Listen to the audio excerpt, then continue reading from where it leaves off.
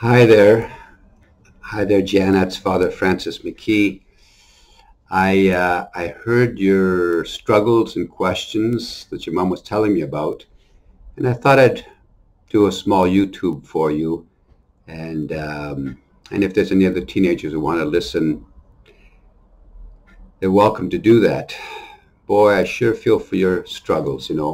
Why doesn't God stop this coronavirus problem? Why can't I go to school in September like I'd like to?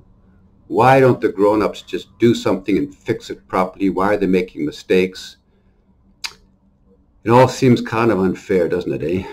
We say our prayers, we say, Lord, would you please stop this virus and listen to my prayers, Lord, and nothing seems to happen. And I wonder, is God not listening? Is he not paying attention?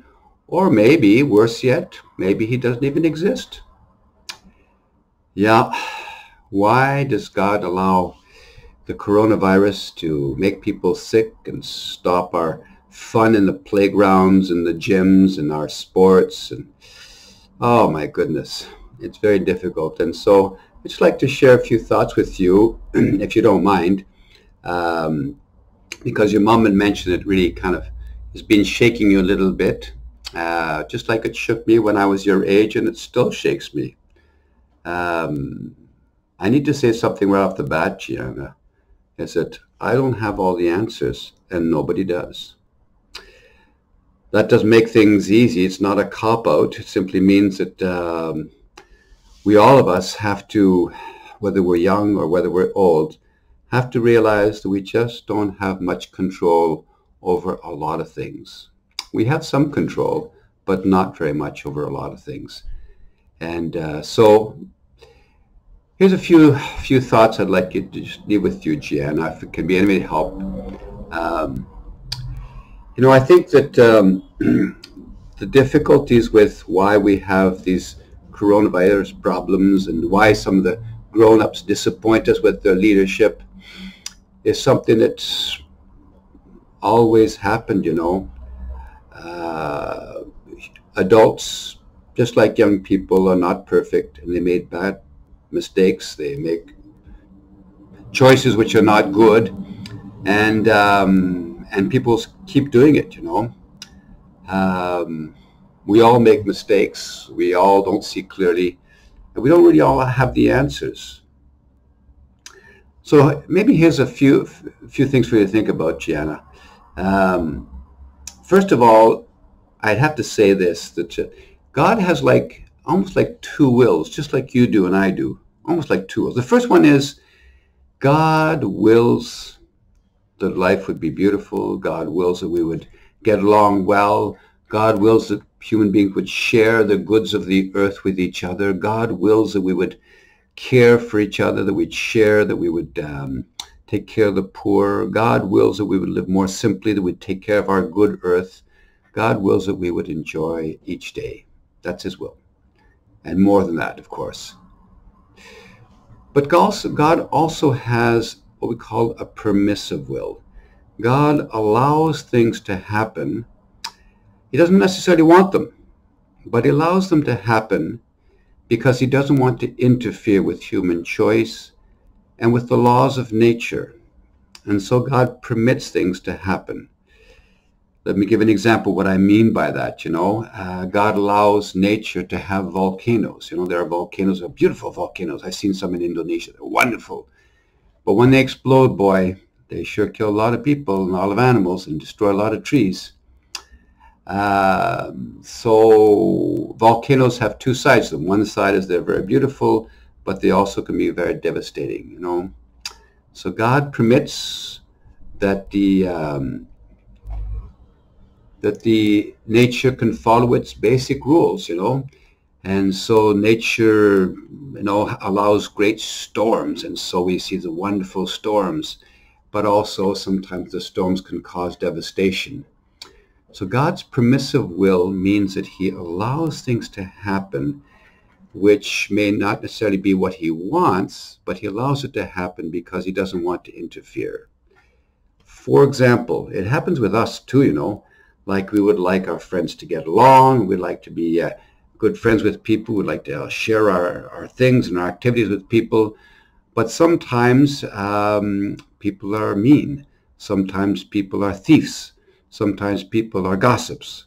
Sometimes people are nasty with each other. We don't like it. We don't like it, but we realize that that's part of the freedom that people have to be able to do things like that. And so God permits us to rob banks. He permits us to be mean. He permits us to be nasty. He doesn't like it, doesn't want it. But in his permissive will, he allows us to do these things because he doesn't want to take away our choice, Because his greatest love is allowing us freedom to do good or to choose to do bad. And so in that context of God's permissive will, he allows nature, to kind of follow its rules. And so viruses, like a coronavirus, is part of nature. It just happens. Viruses spread, viruses mutate, viruses come around and they kill. Does God want us to be killed by these viruses? Of course not. He loves us. He's our Father. But he doesn't want to interfere in the laws of nature. God's purpose, if you want to say, and I don't know God's mind completely, obviously, Gianna, I would be a fool if I thought I knew God's mind. But I think I know this, that God's purpose is not so much to stop the virus, though he'd like us to find ways to do that, to find a vaccine, and he inspires great scientists to find solutions. Of course he does, he inspires them. But God's purpose is not first and foremost for us to stop the virus when we say a prayer and say, Lord, please, stop the virus. God's purpose is to make us become great. And greatness often comes through suffering. Greatness often comes through struggle. Greatness comes when I'm facing a very difficult situation and I come through it. I've got a tough exam to do at school and I'm scared, I'm nervous, and I don't want it. And yet I fight and I struggle and I study and I get through it. And I've reached a new level of greatness because I've accomplished something wonderful. God's purpose is to make us great, to help us to become generous people, magnanimous people, to become caring for each other. And if you notice, Gianna, all through this coronavirus situation, it's been very difficult. But have you noticed how many people, nurses, doctors, people working in various kinds of essential services, in the stores, in the taxis, and the buses, they've been so generous and they've been going beyond themselves. And they've been, even though they're risking their lives, they stepped in there and helped out. And God has moved people to become great. Great people in the service of others.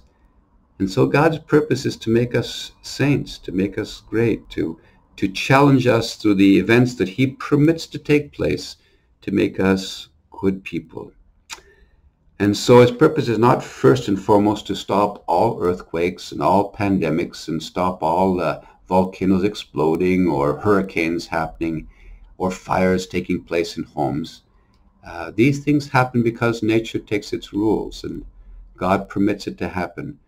But God's purpose is to move in our hearts to make us magnanimous and generous and robust in our response to these difficult challenges.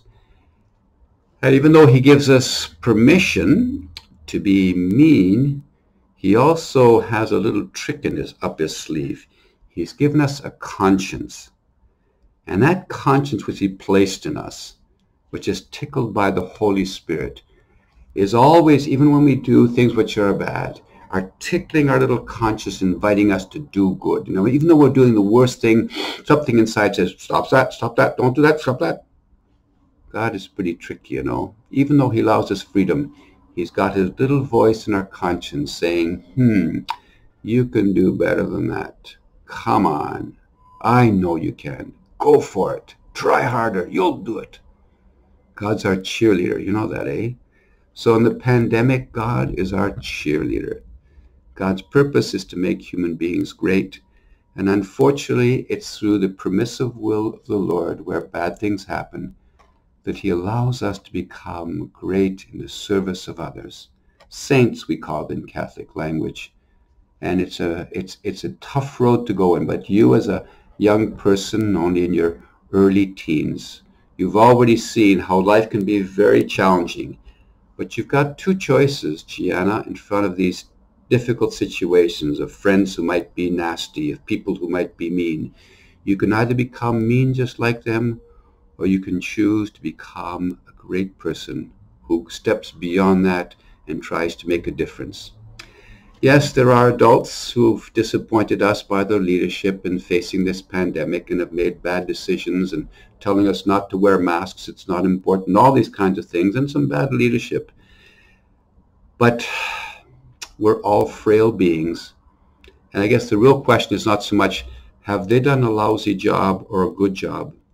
But the real question for you, Gianna, as a growing teenager and a growing adult is, how am I going to make a difference? And how am I going to make this a better world? Regardless of how some people have done a good job or lousy job, what am I going to do to make this a better world?